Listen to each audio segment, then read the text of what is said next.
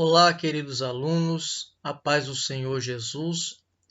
É com imenso prazer que mais uma vez iniciamos essa segunda aula do nosso curso de formação de obreiros, o nosso CFO.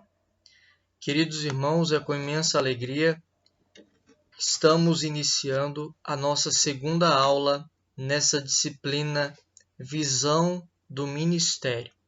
Eu espero que a primeira aula tenha sido de imensa valia para todos os irmãos, e se os irmãos sentirem alguma dificuldade, entrem em contato comigo no grupo e eu estarei disposto a qualquer momento para lhes oferecer algum esboço, sanar alguma dúvida.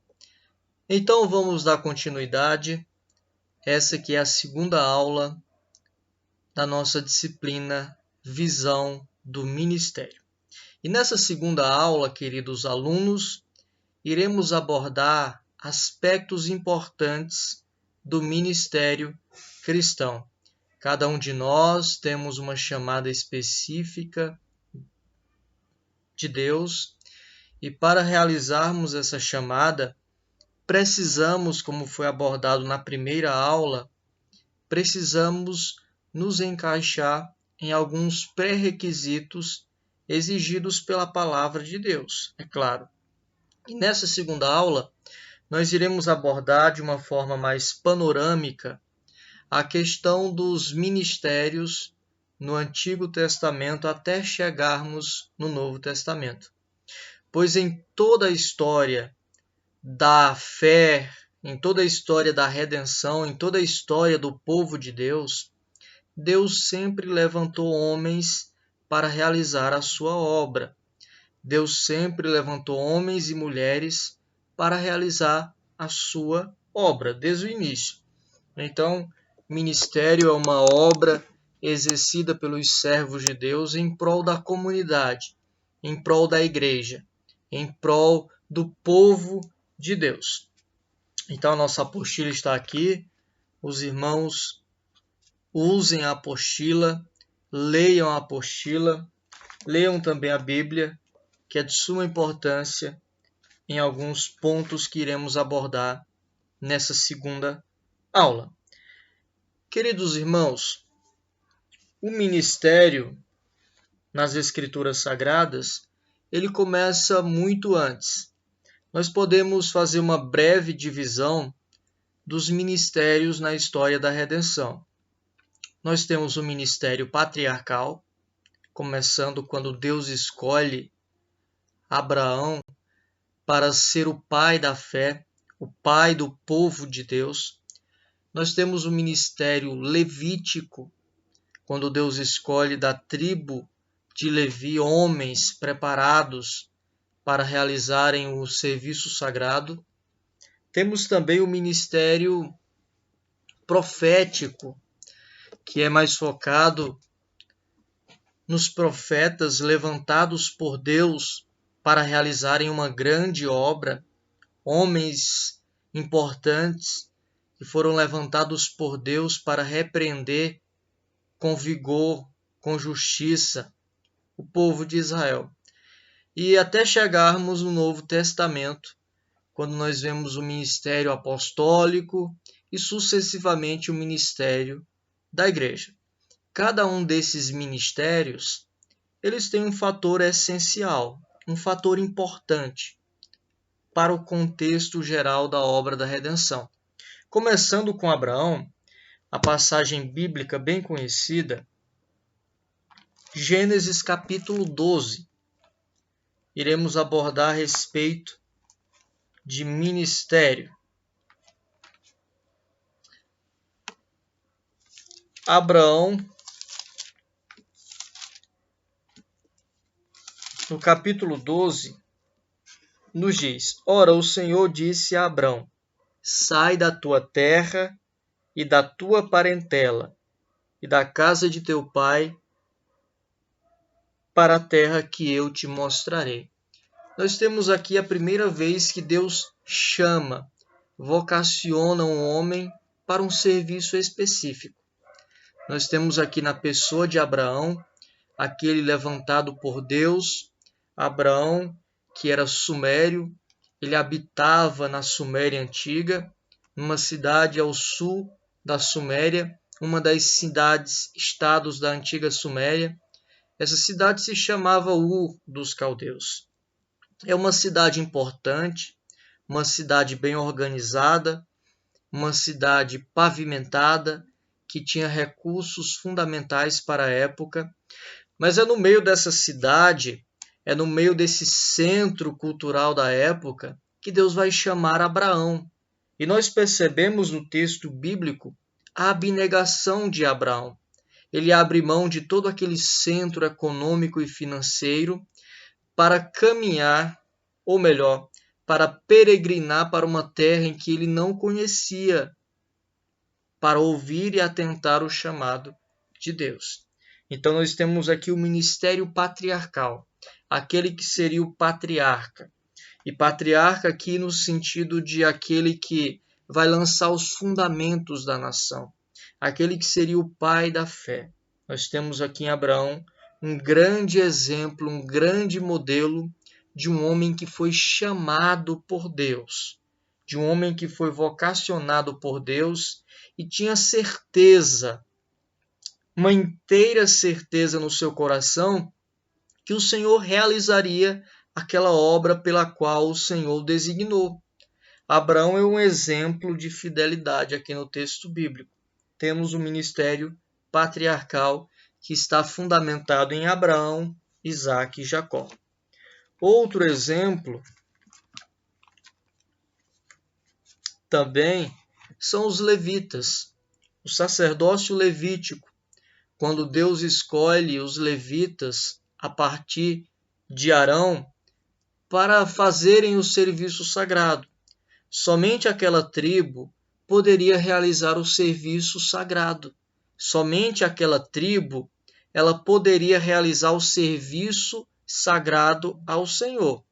Ela devia ser uma tribo separada, uma tribo santa, uma tribo que exerceria todas as funções religiosas, uma tribo que representaria o povo diante de Deus.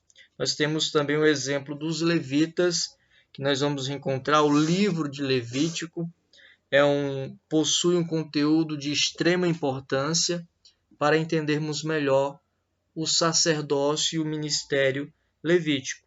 Enquanto que a função que o ministério patriarcal, a função era estabelecer as raízes da nação, o sacerdócio levítico, a função dele era representar o povo diante de Deus. Temos também o ministério profético. Alguns exemplos importantes dos profetas que foram levantados por Deus. E a função principal do ministério profético era alertar o povo mediante o pecado gritante da nação. Sempre que Deus queria alertar o povo, que Deus queria conclamar o povo ao arrependimento, Deus levantava profetas, porta-vozes. Esses homens que abriam mão da sua condição familiar para fazer a obra de Deus, para conclamar o povo ao arrependimento. Nós vemos um dos relatos mais importantes, o relato de Jeremias, no capítulo 2. Jeremias era um sacerdote, é levantado por Deus para conclamar o povo ao arrependimento. Na época do profeta Jeremias, o pecado chegou ao máximo diante das narinas de Deus. Chegou no limite que Deus não mais suportava, de maneira que Deus enviou a Babilônia, os caldeus, para destruir aquela nação e levar cativa para a Babilônia. No entanto, Deus levantou Jeremias para alertar aquela nação acerca do seu arrependimento. Embora eles não se arrependessem, Jeremias estava ali para alertá-los, para chamá-los ao arrependimento. Tanto é que no capítulo 1 do livro do profeta Jeremias, é interessante notarmos a relutância daquele jovem, dizendo: eu não passo de um menino. Eu não tenho forças para exercer esse ministério tão pesado, tão árduo. Mas o Senhor diz: Jeremias, eu serei contigo. É essa a certeza que nós devemos ter na nossa caminhada, irmãos. Que o Senhor ele está conosco. Que o Senhor ele está conosco em todo o tempo. Jeremias, no capítulo 1, os irmãos depois leiam essa passagem bíblica, nós temos a vocação de Jeremias. A vocação de Jeremias. E o Senhor, através de uma visão, mostra a Jeremias, dizendo: o que vês, Jeremias? E Jeremias primeiro vê uma vara de amendoeira. Essa vara de amendoeira representa a palavra do Senhor, pois essa vara de amendoeira aponta para a vara de Arão que floresceu lá no livro de Números. Então Deus diz: Jeremias, viste bem, porque eu velo para cumprir a minha palavra. E o que você vê, Jeremias? Eu vejo uma panela a ferver que está para o norte. E Deus acrescenta dizendo: pois do norte virá o mal. Indicando assim que os babilônicos iriam invadir Israel e iriam tomar aquela nação. Mas Deus acrescenta, ainda dizendo: tu, porém, Jeremias, versículo 17, cinge os teus lombos. Essa expressão, cinge os teus lombos, fala de preparação, fala de estar preparado para a calamidade, de estar apto para o serviço. Tu, porém, Jeremias, se prepare, se coloque na posição, esteja alerta. Essa expressão aponta para esse senso de alerta que o obreiro precisa ter. Porque tudo que eu te mandar fazer, farás. Não temas, pois, diante da presença deles. Porque eis que eu ponho hoje por cidade forte, por coluna de ferro e por muro de bronze. O obreiro fiel, à semelhança de Jeremias, ele é como uma coluna forte, como um muro de bronze. Ele não se abala diante das dificuldades do mundo. Ele não se abala diante do exército da maldade. Ele permanece fiel. Ele permanece firme. Ele permanece como uma coluna de ferro, como uma cidade de bronze, que nem mesmo os maiores exércitos do mundo podem derrubá-lo. Assim é o obreiro fiel. Assim é o obreiro chamado por Deus. Ele permanece fiel, ele permanece intransponível, ele permanece reto, pois é o Senhor quem garante a sua vitória. E o versículo 19, o Senhor ele acrescenta, termina dizendo: e pelejarão contra ti. Prestem atenção nessa expressão de Deus. E pelejarão contra ti, mas não prevalecerão contra ti. Porque eu sou contigo, diz o Senhor, para te livrar. É essa certeza que nós devemos ter em nossa vida. Que o nosso ministério, ele não pode ser derrubado, ele não pode ser destruído. Porque quando somos chamados e vocacionados por Deus, é Ele quem garante o sucesso da nossa chamada. É Ele quem garante o sucesso da nossa caminhada. Então, queridos irmãos, não devemos temer as afrontas, não devemos temer os dias maus, não devemos temer os desafios que são impostos ao nosso ministério. Devemos permanecer fiéis, confiando naquele que nos chamou e nos dará a vitória. E chegando no Novo Testamento, nós temos também o ministério dos apóstolos, ministério apostólico. existe uma pequena diferença entre apóstolos e discípulos. Os apóstolos são aqueles chamados por Jesus especialmente para andar, para viver, para estar com eles em toda a sua extensão do ministério, que a Bíblia menciona 12 apóstolos, enquanto que discípulos existiam vários, são aqueles que procuravam imitar o seu mestre, seguindo em todo o tempo.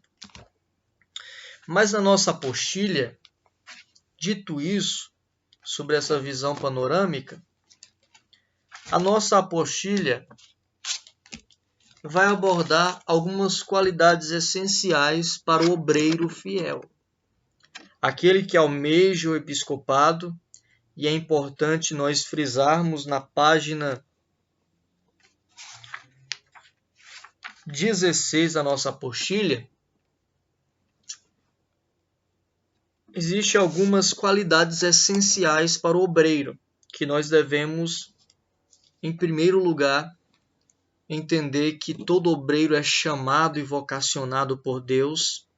Ninguém ingressa por si só no ministério, embora o homem reconheça o nosso ministério, mas primeiramente o Senhor, ele nos chamou.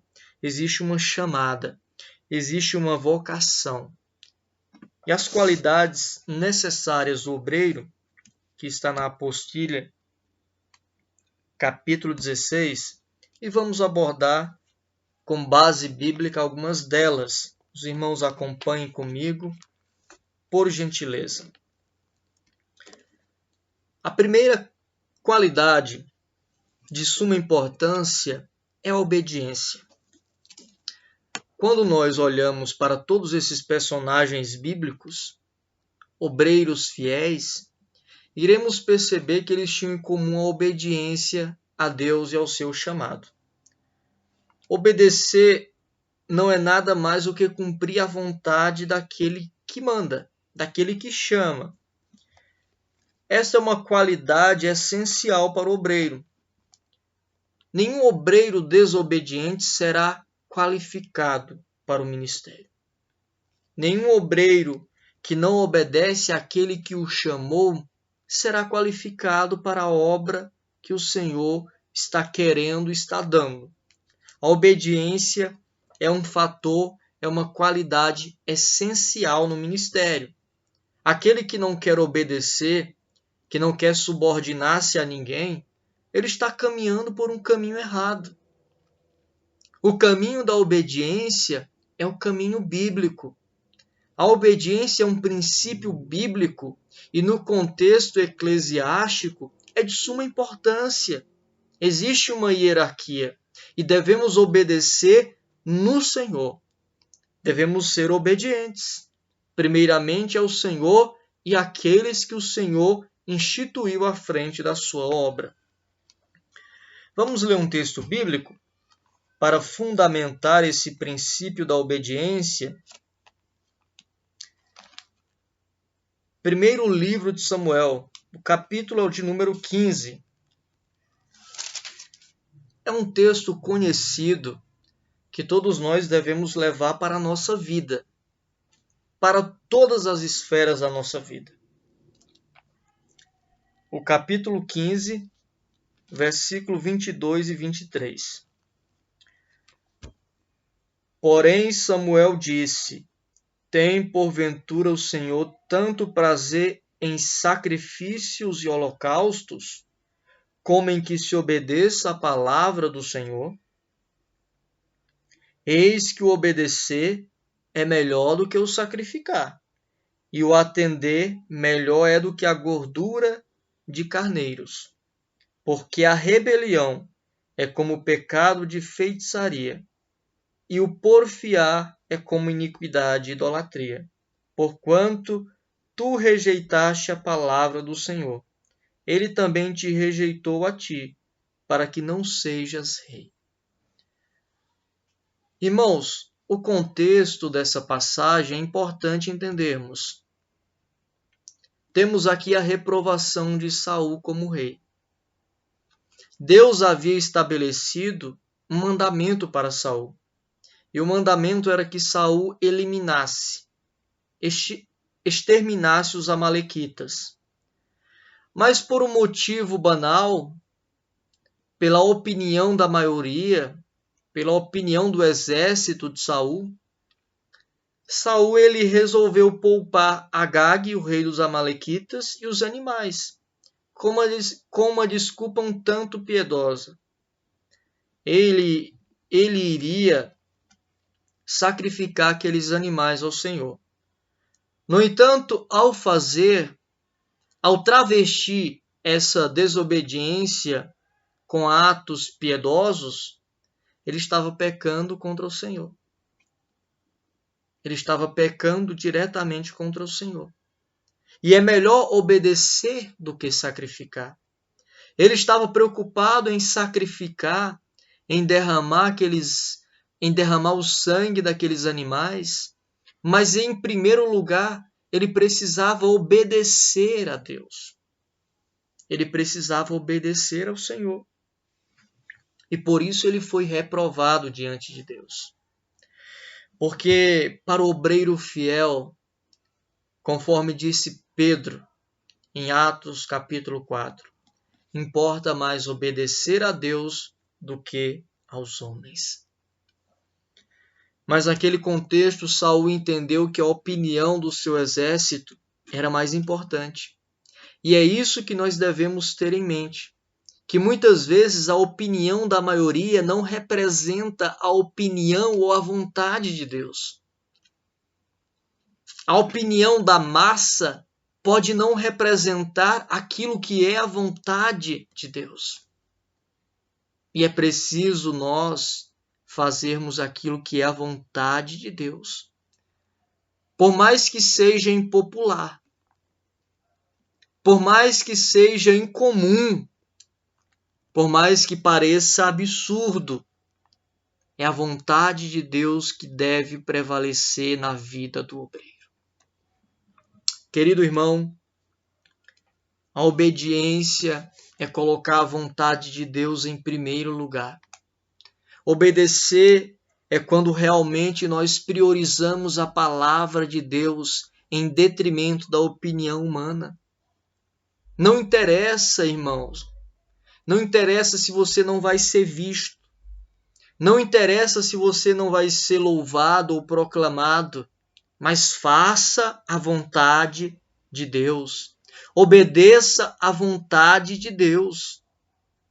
Aqueles apóstolos, quando foram impedidos pelo Sinédrio de pregarem a palavra de Deus, de pregarem o Cristo ressurreto, o Cristo crucificado e ressurreto, Pedro diz: importa mais obedecer a Deus do que aos homens.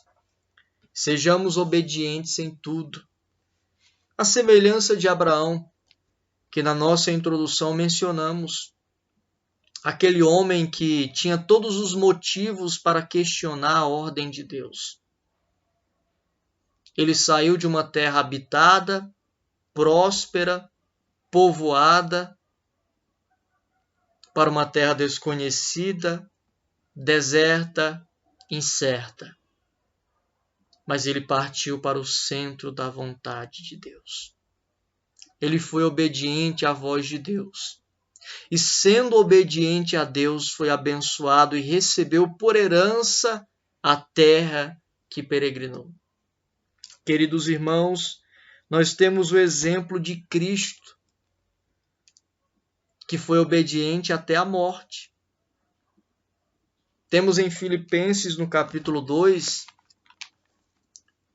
um dos hinos mais gloriosos da Bíblia. No capítulo 2 de Filipenses, Paulo ele introduz um dos textos mais magníficos da palavra de Deus, quando ele fala da kenosis, ou seja, do esvaziamento de Jesus, da humildade daquele que é Deus. Quando ele diz, no capítulo 2 de Filipenses, versículo 5, Paulo diz: de maneira que haja em vós o mesmo sentimento que houve em Cristo Jesus. Que sentimento é este? E ele vai abordar. Ele vai dizer que, sendo Deus, não teve por usurpação ser igual a Deus, mas esvaziou-se a si mesmo, assumindo a forma de servo, fazendo-se semelhante aos homens. E achado na forma de homem, foi obediente até a morte, e morte de cruz. A obediência de Jesus foi na íntegra. Ele cumpriu cabalmente o projeto do Pai de morrer pela humanidade. Ele foi até o fim. Ele foi obediente até o fim, nos legando que devemos ser obedientes até a morte. Devemos ser obedientes até o fim. A obediência é um princípio fundamental para o nosso ministério. Vamos abordar outro ponto importante, que já temos falado aqui, é a humildade. Faz-se necessário, em primeiro lugar, abordando sobre a humildade, que ela é uma virtude que tem a sua origem em Deus. O ser humano, por si só, ele é soberbo. O ser humano, à parte de Deus, ele possui uma soberba. É somente quando nós nos preenchemos de Deus que nós nos achamos vazios de nós mesmos. É somente quando Deus ele nos preenche por completo é que nós entendemos que a nossa existência, a parte dele, é vã, é uma poeira, é uma miséria. Então, a humildade ela tem a sua fonte e origem em Deus. Jesus diz: aprendei de mim, que sou manso e humilde. Nós precisamos aprender essa humildade de Jesus. Ele foi humilde. E mais uma vez eu uso Filipenses capítulo 2. Os irmãos leiam Filipenses capítulo 2, do versículo 5 ao versículo 11. É um dos textos que eu mais aprecio na palavra de Deus. Nos diz que ele foi obediente, ele humilhou-se a si mesmo. Aquele que era Deus tornou-se homem. Aquele que é infinito limitou-se ao tempo. Aquele que era espírito se fez carne. Aquele que era homem, aquele que era Deus se tornou homem. Ele é humilde. E a humildade deve ser uma característica fundamental do obreiro. Ninguém é autossuficiente. Nenhum obreiro deve pensar que pode fazer acontecer, como é muito comum encontrarmos por aí pessoas, até pregadores, que acham que têm uma capacidade sobrenatural para fazerem acontecer. Não sabem eles que é o Senhor quem faz. Não sabem eles que é o Senhor quem dá os dons. Que é o Senhor quem age na hora que quer, como quer, da maneira que quer. Nós devemos ser humildes. A humildade é uma submissão à vontade e à palavra de Deus. Devemos ser humildes. Devemos ser humildes ao Senhor. Outro ponto importante, irmãos, outra qualidade importante é a fidelidade. A fidelidade também é um aspecto do fruto do Espírito.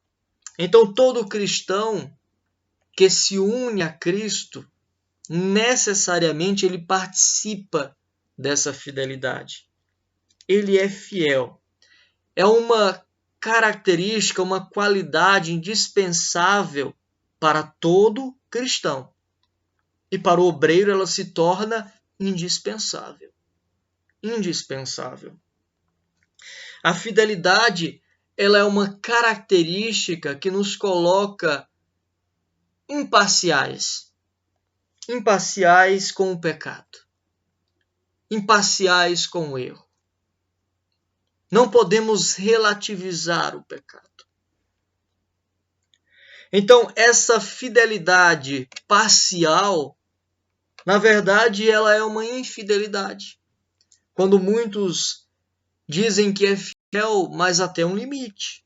Não é esse o chamado que o Senhor tem para as nossas vidas. Temos a responsabilidade de sermos fiéis em todo o tempo, fiéis em tudo, fiéis no sofrimento, fiéis na dor, fiéis em todo tempo. E é bom ressaltar que a Bíblia nos adverte que devemos ser fiéis até o fim. Não interessa começarmos bem. É preciso começarmos e terminarmos bem. Provérbios, no capítulo 4, o versículo 18, se os irmãos quiserem mencionar depois, ele fala sobre a jornada fiel do peregrino, do cristão. Provérbios 4:18 diz: o caminho do justo. E por que não dizer o caminho do obreiro? O caminho do diácono. O caminho do pastor. O caminho do presbítero. O caminho da irmã líder do círculo de oração. O caminho do justo é como o romper da aurora, que vai brilhando mais e mais até ser dia perfeito. Não adianta começar bem. É preciso começar bem e terminar bem. É preciso ser fiel todo dia, em todo o tempo, andando firmemente. Moisés foi um servo fiel, permaneceu fiel a Deus. Samuel, homens que permaneceram fiéis a Deus. A quarta qualidade, queridos irmãos, que devemos ter é o zelo. Devemos ser zelosos. E o zelo, queridos irmãos, é bom ressaltarmos aqui que o zelo não é legalismo. O que eu quero dizer? É preciso explicar. Porque alguns irmãos acham que ser zeloso é ser legalista. É pregar a salvação por meio de costumes. Mas o zelo não é simplesmente isso. O zelo é aquele zelo pela palavra do Senhor. É o cuidado pelas coisas de Deus. É o cuidado por aquilo que o Senhor nos colocou nas nossas mãos. Se Deus te chamou para servir na congregação local, seja pontual. Seja pontual naquilo que o Senhor te chamou. Não adianta ter 10 funções na igreja e realizar as 10 de forma desagradável a Deus. É mais compensável você ter uma função e fazer com cuidado, com zelo, com paciência. Então nós temos relatos de homens que eram dedicados à obra do Senhor. O zelo é uma dedicação sincera. É uma dedicação onde nós fazemos com empenho, com zelo, aquilo que o Senhor nos chamou. Nós temos uma função na casa do Senhor. Paulo nos diz, aquele que preside, faça com liberalidade. Aquele que exorte, com amor. Aquele que ensina, que haja dedicação ao ensino. É essa dedicação que nós precisamos ter. Se você foi chamado para ensinar a palavra do Senhor, se dedique a ensinar a palavra do Senhor. Se você foi chamado para abrir a igreja, Seja pontual, chegue cedo. Seja zeloso. Faça para Deus. Faça como se estivesse fazendo para o próprio Pai e não para os homens. Existem alguns obreiros que são seletivos. Se vem alguma pessoa importante, ele chega cedo, ele abre cedo, ele vem mais cedo. Mas se for um culto comum, não tem problema. Não tem problema atrasar um pouquinho, chegar um pouquinho atrasado. Irmãos, é esse zelo que nós precisamos ter. Não interessa se vamos pregar para uma multidão, não interessa se vamos pregar para um punhado de pessoas. Devemos fazer como se fosse para uma multidão. Devemos fazer como se fosse para uma igreja apinhada de gente. É preciso haver o mesmo zelo para aquilo que o Senhor nos chamou. Que o Senhor coloque esse zelo em nossa vida, esse zelo em nosso coração, de ensinarmos a palavra com amor, com dedicação. Se dedique, se esforce. A quinta qualidade, queridos irmãos, que a nossa apostila aborda é o equilíbrio. Também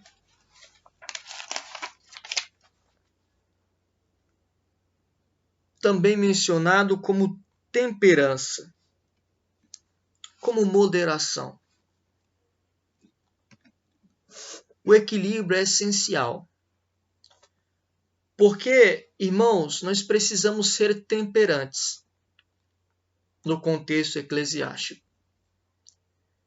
Precisamos saber lidar com o pecado, precisamos saber lidar com as pessoas, precisamos saber lidar com os nécios, mas também com aqueles que são fracos na fé.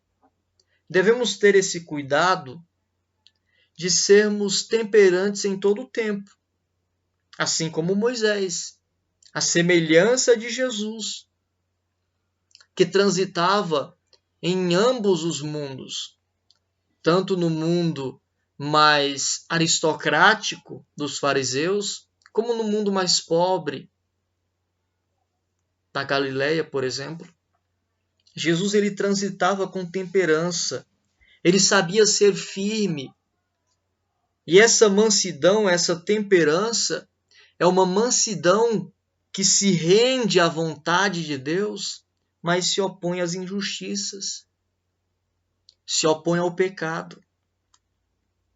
Precisamos ser temperantes, equilibrados. Não podemos sair da linha. O obreiro ele representa a Cristo, a igreja, a noiva. Ele é o embaixador de Cristo.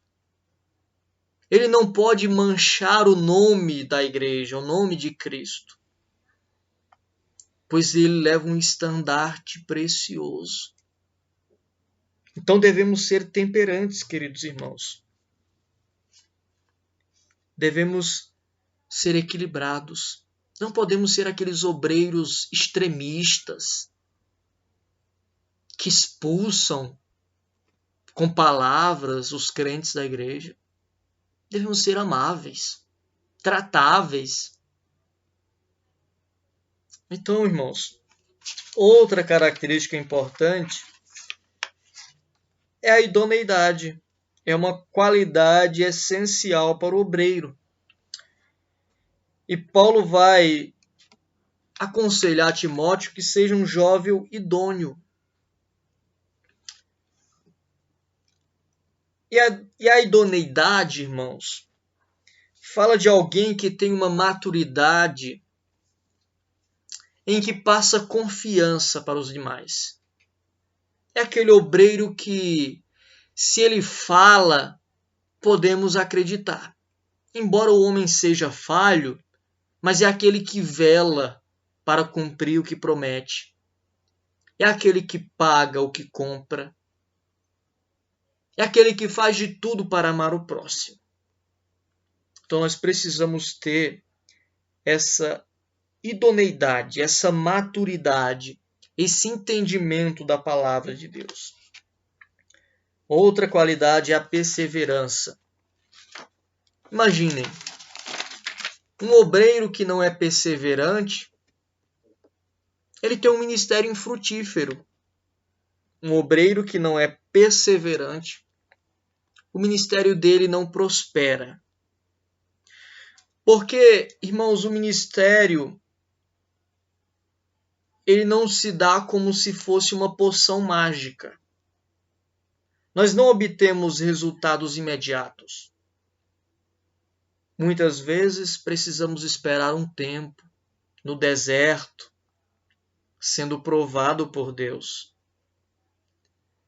E é nessa prova que nós precisamos procurar entender a vontade de Deus para a nossa vida. Procurar entender o propósito. E nesse íntere, nós precisamos perseverar. Esperar o momento em que Deus bradará, nos mostrará o caminho certo. Então o obreiro precisa ser perseverante. E em último lugar, para encerrarmos a nossa aula, o obreiro ele precisa ter um bom relacionamento com a palavra. Digamos que a arma principal do obreiro é a Bíblia. E se ele não sabe usar essa arma, ele já entra na batalha fadado a morrer. Se o guerreiro entra em uma guerra sem saber manejar a arma, ele já entra fadado a fracassar, a morrer, a perder, a sucumbir à batalha. Então, se o obreiro ele é consagrado, ele almeja o ministério, ele almeja pregar a palavra, ele almeja ensinar, dar aula na escola dominical, ele precisa manejar a palavra. Ele precisa ter um bom relacionamento com a palavra. E esse manejo servirá para o obreiro tanto convencer os incrédulos, como combater os heréticos. Ele precisa manejar bem essa palavra. A palavra, ela tanto fere como sara. A palavra tanto agrega como expulsa. Ele precisa saber o momento certo de usar essa palavra. Queridos irmãos, que Deus ele nos faça mais fiéis, mais idôneos, mais perseverantes, para suportarmos os dias difíceis, para adentrarmos nos campos de batalha e vencermos pelo poder do Senhor. Estamos vivendo dias difíceis, mas que o Senhor venha nos dar a vitória que precisamos, venha nos fortalecer em sua palavra. Que o Senhor abençoe a cada um de vocês. Espero que essa aula seja produtiva. E qualquer coisa, entre em contato comigo, estarei à disposição e continuaremos juntos nessa obra, certos de que teremos a vitória, pois o nosso capitão é o Senhor Jesus. A paz do Senhor, queridos irmãos. Amém.